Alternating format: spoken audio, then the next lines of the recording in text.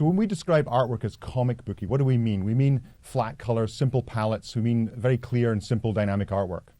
That all changed in the 1980s and 90s. After 50 years of this kind of very simple printing, we suddenly get a revolution as artists coming into the industry started using techniques from the graphics media, from popular arts, from fine art. One of the artists in the vanguard of that was Mr. Alex Maleev, our guest this evening.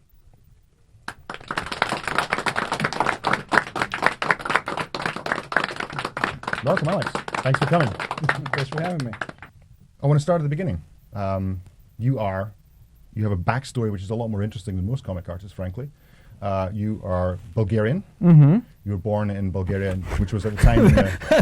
My backstory is being Bulgarian. You know, that's amazing. Well, let's start with that. Okay. But you were born in the Soviet Union, effectively. Where you grew up, and you got to comics by a very interesting route, because that's not comics, as far as I understand, in the Soviet Union were not a big deal. There weren't very many comics at the time. So what was the Bulgarian comic industry like for you? What did you experience first when you were a kid? We had, first of all, we didn't have any Bulgarian comics really, except one that was, they would print this like maybe once every 3 months. It was just this one issue that had maybe 6 or 7 different stories. Different artists would just write and draw comics, and it was really nothing. It's the only thing that we actually seen comic book wise, because we didn't get like Batman, Superman's.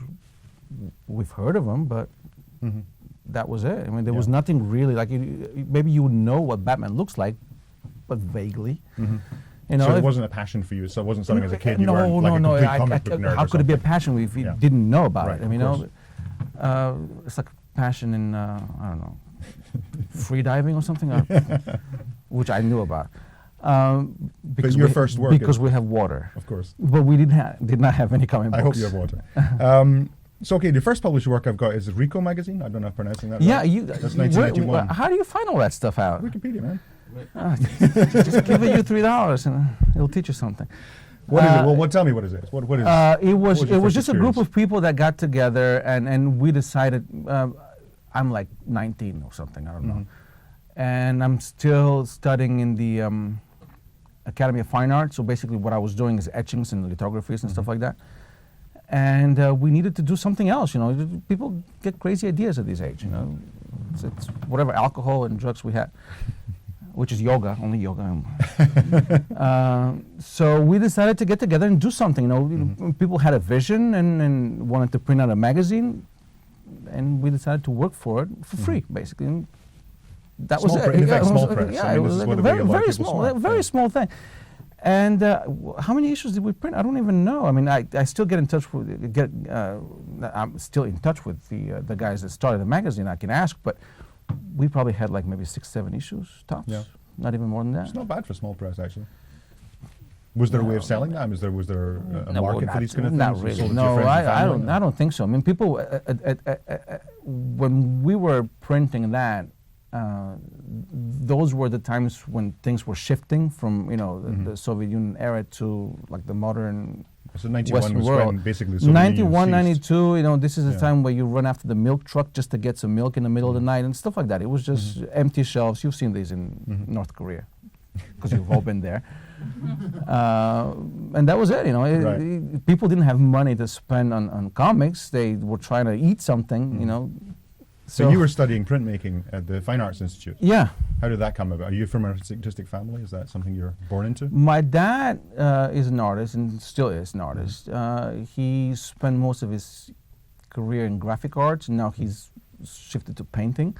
My uncle is a painter, like a famous Bulgarian painter. And is it painter or a painter? Painter. Painter. Tomato. Well, same shit. Let's call the whole thing off. Yeah, we'll edit this out. And he used to be like really well known in restoring Catholic and Eastern Orthodox churches. Yeah. So iconography. So he was in restoration and painting. So I did have something in the gene, I guess. Did they teach you? Did you give you a bit of background in that when you were young? How can a father teach a son? This is not like a Jedi kind of thing. It's inspiring. Like he goes, "No, this is not good enough. Do it again." I'm like, "No, you don't know anything. Just leave me alone." So yeah, of course he.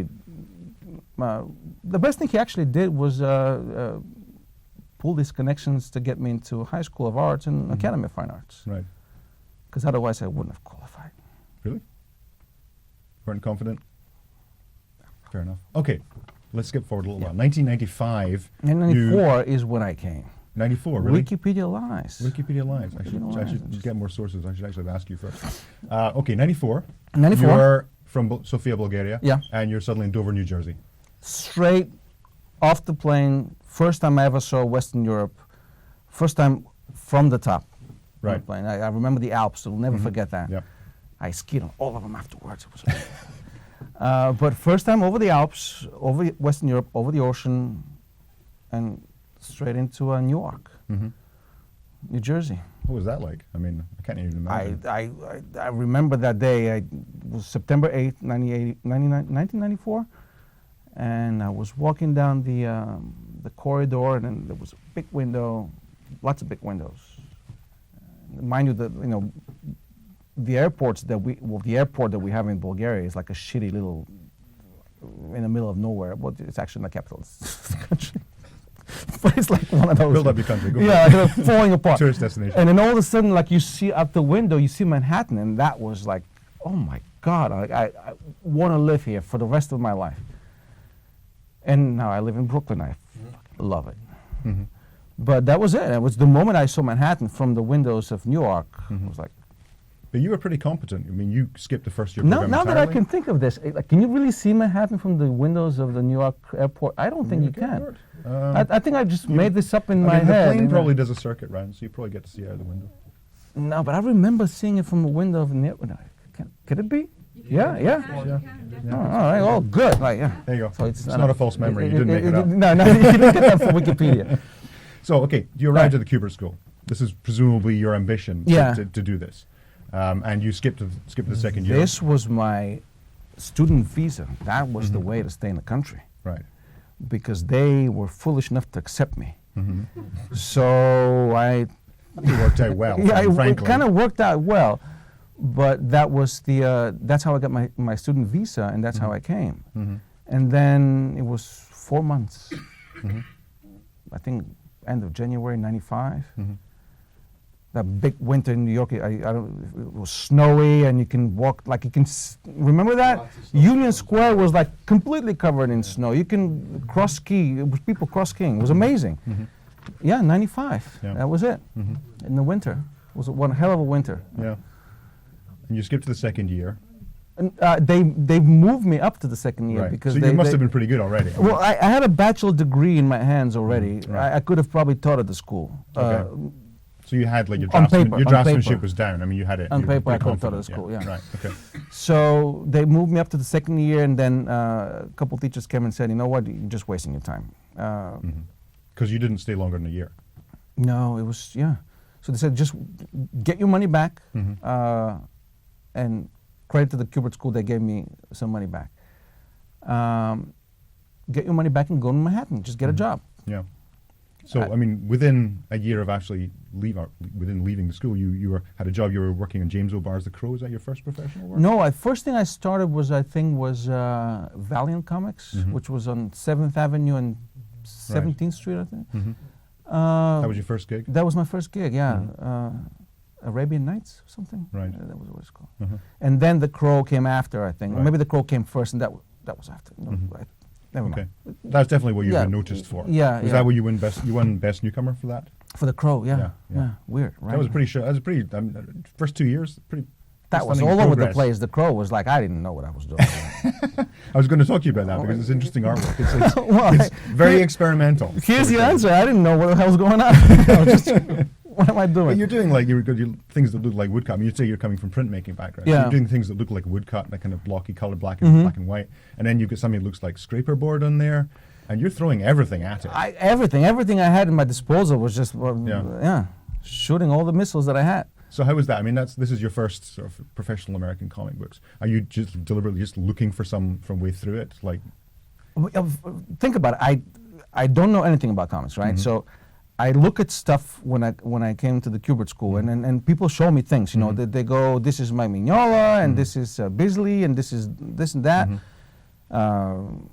Alex Toth, you know. Yep. it's the first time I see it. I go, oh my God, this is really good. This is like, this is like serious art. It's not what I see people do in the school. It's like really good. So I could probably do this. I'll try. And so I was influenced by everything I saw, like immediately. So I really had no language, no way of saying what I could do, no way of drawing of a language, artistic language to show. I didn't know what I was doing. Yeah. So that's why The Crow looks from like but I mean, patches from everywhere. Within a year of that, you're starting to look more or less what you do now. It's much more confident. Do you think so? Yeah. I still try to. Really? Yeah. Maybe. Because you've got that kind of, I mean, you're using things like your signature, like photo reference and your backgrounds and so forth. It's much more strong composition. There's an awful lot more of that dramatic cinematic composition. I think that came later. I think that came like around the Daredevil work, when I figured out, hey, I can take pictures of this and it'll be a lot easier. I was going to ask you about that. I mean, what got you to that stage? I mean, you were using photographs from right from the beginning. That's kind of a characteristic of your artwork. And it's a lot harder to use photographs than people often think. It's like, oh, it's a shortcut. But in actual fact, making it live and breathe and look interesting is quite challenging.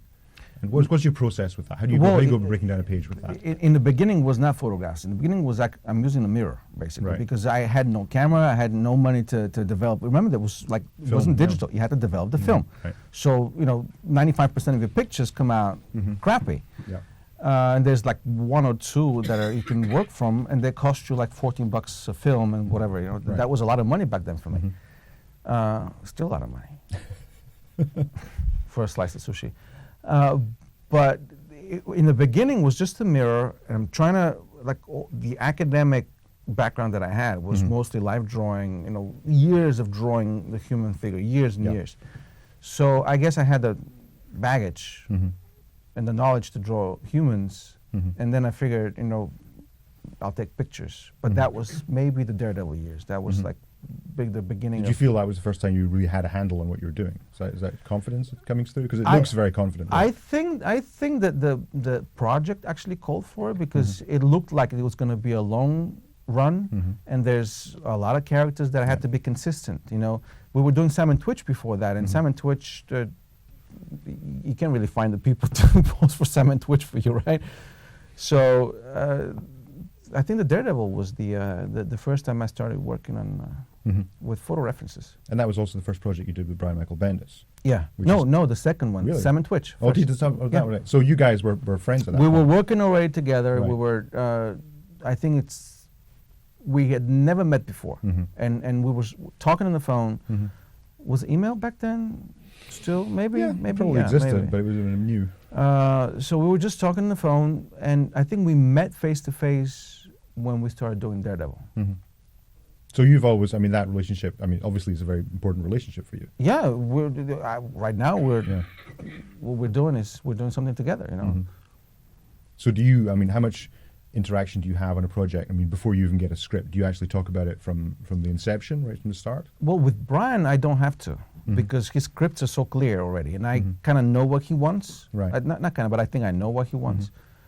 So when I work on his script, basically I work for him. That's the way I do it. Like I want to make I want to make him happy. I want him to look at the pages and go, oh my God, this is amazing. This is exactly how I would do it. So he's in my head, my little head, he's my biggest critic. And he never really says, he doesn't criticize my work, but he always says, great, I love it, la la la.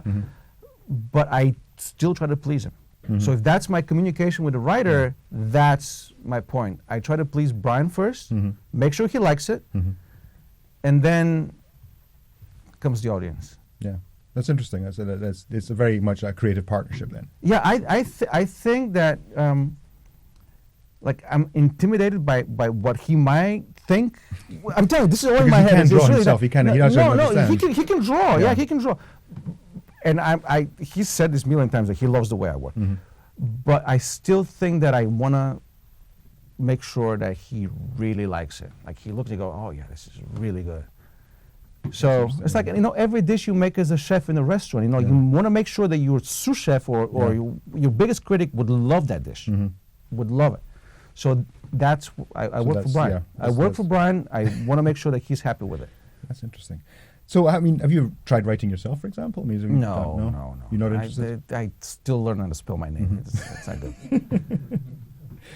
Okay, so how do you break down a page, for example, once you get a script? What's your process?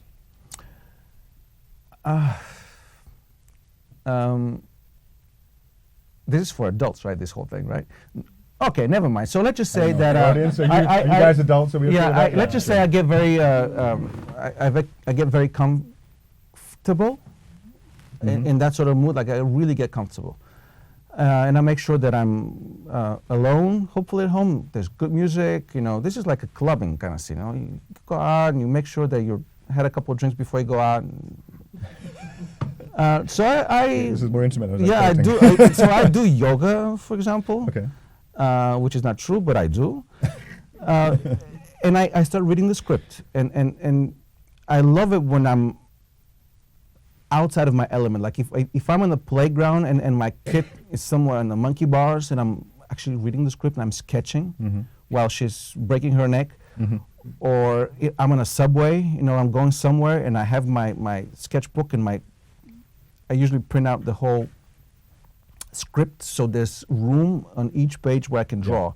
So I draw on top of the letters, you know. I storyboard it as a movie. Almost every panel is equal size. Like I think in 16:9 ratio, as if I'm looking this thing. This is because I've done yoga before, right? So, so I'm looking this in my vision. I'm looking at it on a screen, and I look at the whole thing, and I try to capture it on the paper. What size are your thumbnails? Well, you're drawing presumably different size. They're all different sizes. You know, if I have a little more room on the page, then I could probably draw something bigger. But keeping it smaller kind of makes it simpler to kind of. I mean, the composition has to be very clear at that stage. Yeah. You can do it larger, you can do more detail. It gets more fussy. And more not when I'm doing the sketching. The sketching will be like I wouldn't just draw figureheads, you know, and stick figures. I want to capture the emotion or of the scene or the person or whatever whatever the script calls for. As good as I can. Like it's like the first thought, first line. I try to keep it. You know, even if I make a mistake, I try to work with the mistake. You know, this is my intuition talking to me. Okay. Just because I've done yoga before, so I'm I'm running with it. You know, I think it's a euphemism, folks. Just saying. Yeah, I'm running with it. So I'm letting it run and trying to do it at once, like the whole script, one day. Right. One right on the subway. One sitting on the playground, or whatever. Do you find that the hardest part of the process? No, that's the best part of it. Really? Yeah, I love this part. I love getting a new script. I want to know what's happening. I don't even ask, you know, what's going to be next. I'm reading it. I'm getting excited. I'm like, this. I'm going to do this. I'm going to do that. And it actually never works out at the end. So from that, I mean, from your layouts, you got your little thumbnail layouts there. What do you use? You're marshalling resources. You're using reference, for example. Do you going to go out and search for reference? Do you shoot your own stuff? What do you do? I look for locations first. That's like my favorite thing is finding the location of where, like I'm just like a location scouting. You know, I'm shooting a movie. I'm going to be on Union Square, 1995, snowy, or I'm going to be on this rooftop somewhere. Let's say it's Daredevil book. I used to be able to get on rooftops. That was great. That was before 9/11, when they would not stop you. It was amazing being able to actually go into a skyscraper, talk to the guard, and say, no, I'm just going to go up on the roof. You know, I'm going to take some pictures. You know, fine, just don't jump. I'm not going to jump. Like I have a camera. Like I'm not going to jump. Like I spend money on this. You know. And they go, what are you going to do this for? And I go, I'm going to be drawing Hell's Kitchen, you know, and I want to be able to take a shot of the New Yorker hotel, and your skyscraper is the closest one to it. So can I go upstairs? Yeah, go upstairs. And being able to be up there by yourself and look at like you feel like you are the superhero, and you have a camera. You're just taking pictures. That was this used to be my favorite part of the job. Right. Being able to go on the skyscrapers, be able to go on rooftops of buildings before they start locking them down. I love that. It was great. Now you're standing there with dark hair and a funny accent, and they're going, what do you want to do? What do you want to do? Like, who are you going to vote for? Yeah. But now, presumably, you've got an extensive archive of these photographs already, and you've been working this for 19 fantastic gigabytes of Right. rooftops Okay. of New York from like 15 years ago. Right. Lovely, lovely, lovely pictures. You can never get these pictures again. No. You know, most of these buildings are probably, condominiums now. It's Or gone horrible. and Like the whole replaced. Hell's Kitchen, right? You see what it looks Yeah. like? I had pictures from this place when it used to be like the run down, Mm-hmm. boarded off buildings, water towers crumbling, amazing stuff. And I still use these references up to this day. Right. Yeah. So that's the Hell's Kitchen of comics. It's Yeah, not, that- or TV shows now, but it's not the Hell's Kitchen of reality we see now. The No, Starbucks yeah, and all exactly, this stuff. yeah. Yeah. That's interesting. Yeah. So you're a superb illustrator. You can do covers. You can do illustration work. You can make a living doing that. Why do you want to do comics? It's hard work. I'll tell you why. Because I can't. I can't make a living off just doing illustrations for magazines or covers. They don't pay that much. Like if I want to drive the car I want to drive one day, I need to be able to get like a I feel I should ask you what kind of car that is. Yeah, well, later I'll tell you. It's an Aston Martin, of course. Nice. But thank you. I'm on board with that. Okay, well, it's two-seater. No kids. No. I already told my son, he goes, no, you're not in that car. Forget about it. And you're not going to go to college. So he knows. The steady paycheck needs to be there. Right. Okay. Just to do. I was watching these documentary on the New Yorker cartoonist the other day, and you have to struggle to be able to Oh, yeah. make a serious regular living on a regular basis. Very tough gig, yeah. It's a very tough gig, and it's not like having the cover of the New Yorker once. You have to have it at least twice to know that you've made it. Yeah. I don't know who said that. I read it somewhere. It actually makes a lot of sense. So I don't think you can really make a living just doing illustrations. A lot of these people that were doing cartoons in the New Yorker, they have a side job. Well, it's like, I think, was the average number of cartoons you have to have drawn before you get one accepted in New Yorker is something like 200? Yeah. Between 200 and 900. yeah. It's a crazy number of cartoons which you'll never see print anywhere unless you sell them to somebody else. My wife was watching the documentary, but she goes, "Why don't you can do this?" I'm like, "No, you're crazy. I can't do this." It's They pay like $200 each or Yeah. something. It's not much money. I mean, what are you going to eat? Yeah. No, it's a very, very tough. It's all for the prestige. I mean, people doing it because it's Yeah, I a very think so. I prestigious think so. I gig. think It's so. very, it gets you a lot of coverage and Yeah. profile, but then, very few people actually see it, and even fewer people actually laugh. Mm-hmm. So, okay, tell me, 19 years in, you've got an illustrious career in the comic industry, Really? literally. What do you say to yourself as a young man now, from your point of view? What, as a successful comic artist now, what do you say to your young self and say, what did you need to know then?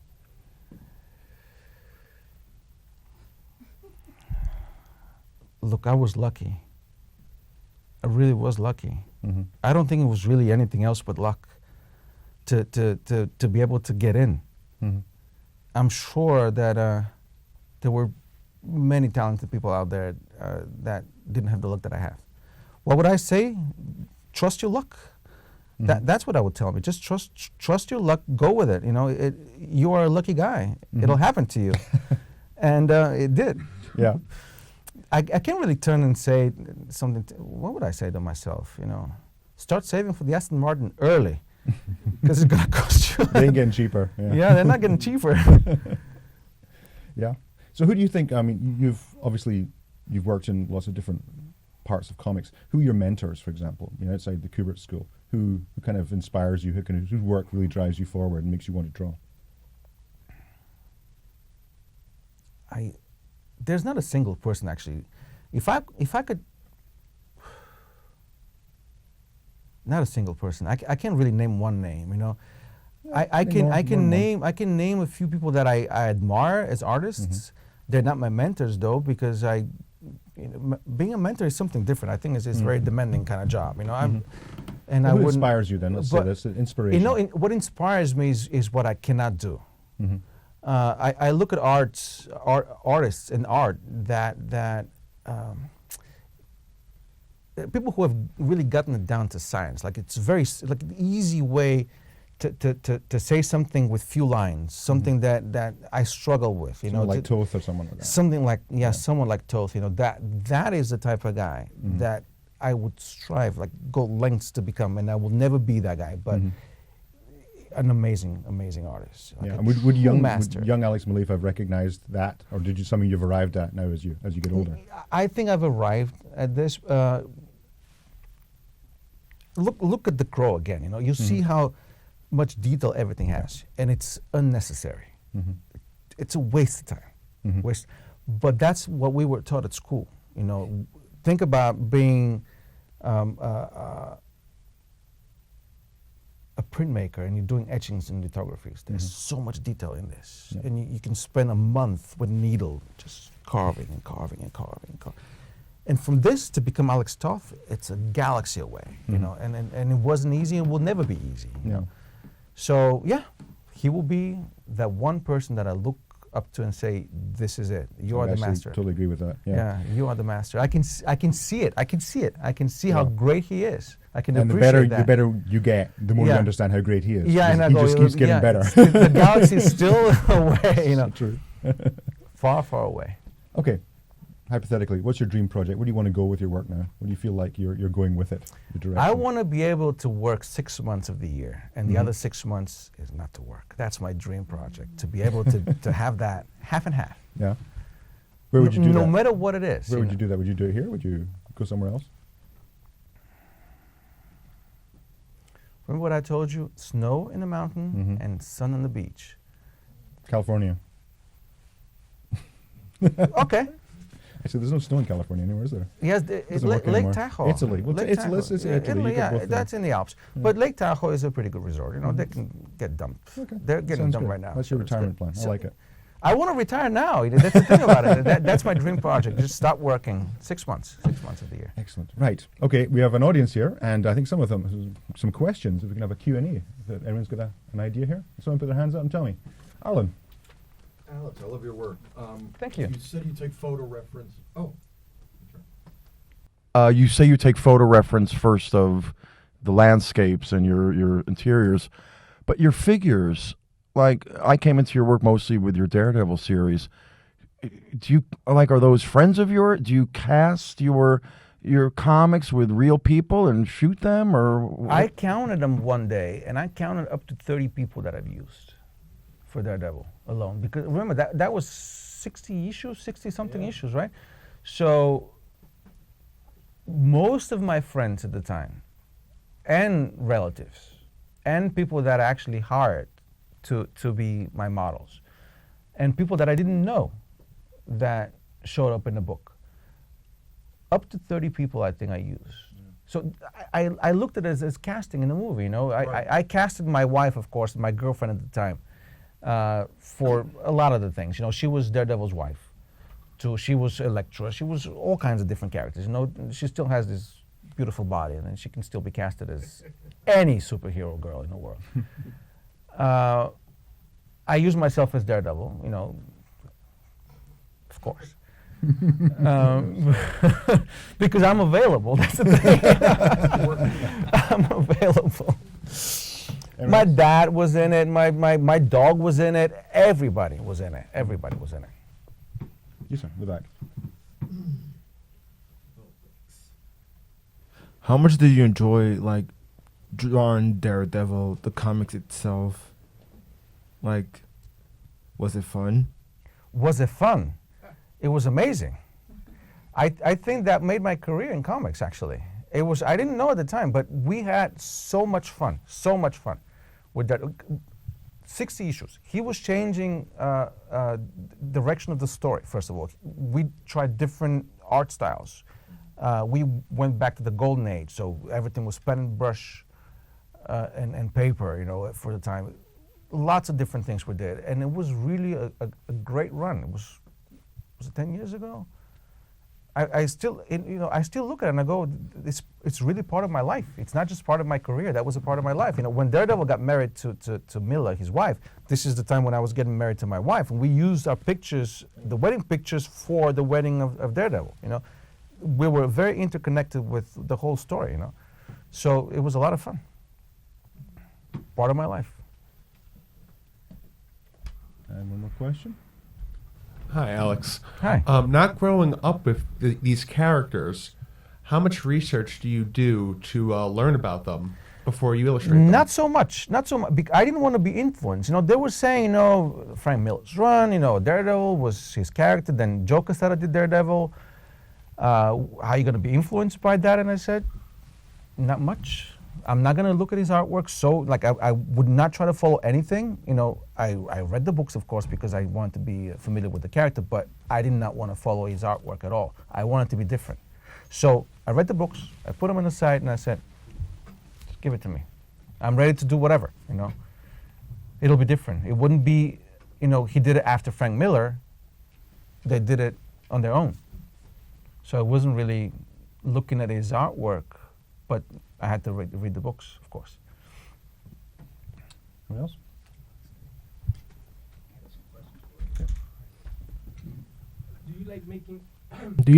Do you make your own concept characters, like on your own for your own time, your own personal time? I don't write comics, so I actually don't have a story in my head that I want to tell. So it really doesn't. No, I don't think I do concept artwork.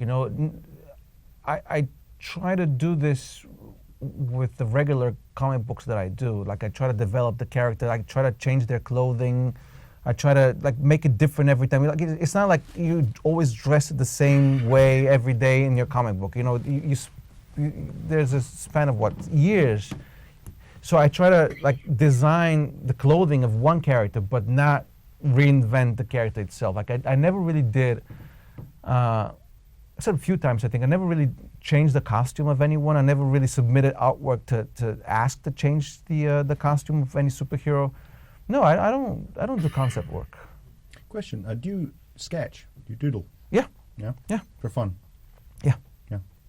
For anything, just you have a sketchbook with you normally? Do you carry one around? If I'm to spend an hour somewhere, or maybe a couple hours somewhere where I'll be sitting, if I'm sitting in the back of the audience right now, I'll probably be sketching most of the people in the room. Yeah. So I do caricatures, that. Yeah, I've seen you do for that. fun, yeah. It's very polished. You obviously do it well. That's how you get good at things. One more question. You, sir. So you talked about using pictures from New York for the New York skyscape landscape. What do you do to maintain continuity of places that are regularly visited but aren't real? Such as what? Like Madripoor or something. Madripoor was based on Shanghai mostly, Asian skyscrapers. But as far as Daredevil, I'm very true to the locations. I want people to come and tell me I've been in that corner. I know that bodega. I've puked in that corner or whatever. I slept there. So for the Daredevil books, you can actually tell the locations pretty. People will remember that. Tell the locations pretty well. For Scarlet, for example, because it's based in Portland, I trace the path of the crowd from one location to another, and I stay very true to the actual downtown of Portland. So I won't be able to, people from Portland will go, yeah, I know where they went through, the whole riot went here, and then they moved from here to here, and from here to here. I'm very true to the locations. I think it's extremely important part of the book is to be able to tell exactly where it is. So, rarely fake. You, sir. Thank you. Your watercolors are amazing. Thank you. How, as a fellow watercolorist, how long is that process for you? And when you were talking about your process, earlier about how you sketch and everything like that. So how long does a page usually take you if you want to incorporate, the watercolors and everything like that? Oh my God, this is gonna take forever, because you have so many panels, you can't mess it up. Watercolors is a very demanding media. You have to do it on the spot. If you screw up somewhere, you have to go back in there and do acrylics or pencils or something like that. It's a tough media, very, very tough. So I would not go in there and do a watercolor page. I mean, that will be. I'm gonna have to have the 6 month kind of thing, Would you ever do a cover in watercolor? Oh yeah. That I would do. Yeah. But not a page. I mean, one shot image is a lot more fun to do. Yeah, a splash. But panel per panel will be. I mean, there are true artists who have done this. How much you're using like a Wacom Cintiq tablet right now? Mhm. Yeah. How much do you try and replicate real painting techniques with that? All the time. Yeah. All the time. Yeah. I think it's really important to be able to cheat, the look of a real painting. But that only happens because I would go back and think traditionally, what would I do? Like I'll get a texture paper and I'll start using different markers on it, or maybe I'll use a different color pencils, and I would just start painting digitally, step by step, what I would do. Of course, you can go steps back, Well, how long does something like that usually take you? I can do this in a day. In a day? Yeah, definitely in a day. From pencil to Yeah, finish? yeah, That's cool. yeah. I mean, a cover a day is more or less day and a half. Mm-hmm. It depends what other things I gotta do. But if I have one day, I can do one cover. Nice. Definitely. Very cool. Okay. Can I answer that question? Arlen, one more question. Alex, I used to stare at those Daredevil pages and try to understand your technique from the photography to the finished art. Were you using like xerography, taking the photographs and like I was wondering where your actual drawing start, like where the photograph ended and the drawing began. You really rode the line between the photo reference and hand drawn art, and I was always fascinated by like what you were actually doing, what your process was. Well, if you go back into I'd say the first issue of Daredevil that I did was 26, I think. You had Silk, I think was his name, the character dressed as I am, shirt, suit, maybe the same jacket, maybe I'm not sure. Sitting sitting on a couch and talking, and I had my wife taking pictures of that with the film camera.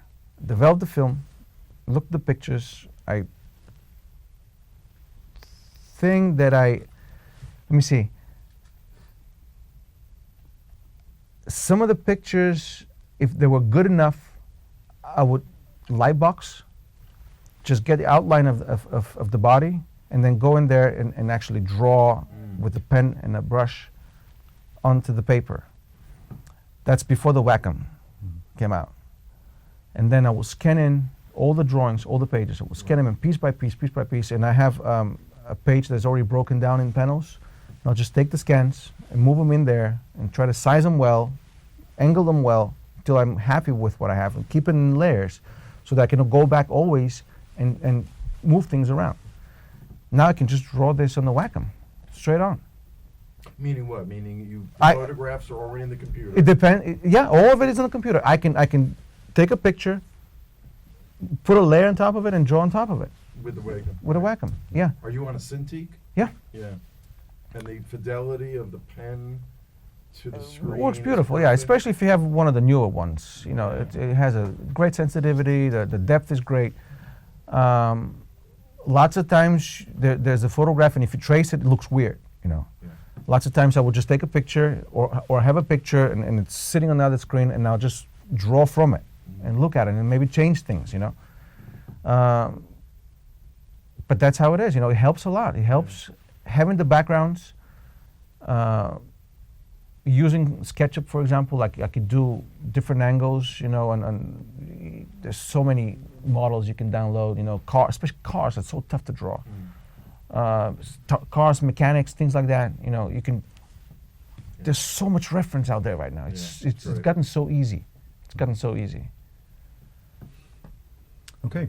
I think that's us for tonight. I would like to thank our guest tonight, Mr. Alex Maleev. Thank you so much. It was fascinating. Thank you to our audience tonight.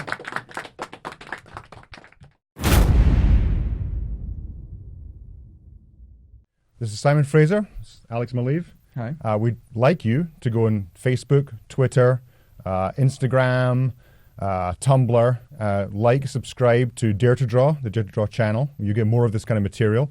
We'll be bringing out much more over the coming year with the YouTube space. And thank you very much for watching.